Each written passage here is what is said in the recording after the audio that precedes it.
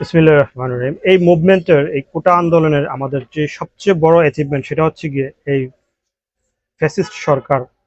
বা ফেসিবাদী সরকার যারাই থাকুক না কেন, যারাই যুগে যুগে যারাই ফ্যাসিস্ট সরকার হিসেবে আমাদের উপরে আবির্ভূত হবে, তাদেরকেই কিন্তু আমাদের তারা কিন্তু এই যে আজকের এই কোটা আন্দোলনের মাধ্যমে আমরা যে একটা ল্যান্ডমার্কের ভিতরে পৌঁছালাম, যে একটা ল্যান্ডমার্ক স্থাপন করলাম, যে এই দেশে ফেসিবাদী বা ফ্যাসিস্ট সরকার কোনোভাবেই কখনো লাস্টিং করতে পারবে না। ইভেন এই এই যে ল্যান্ডমার্কটা, এটা ভবিষ্যৎ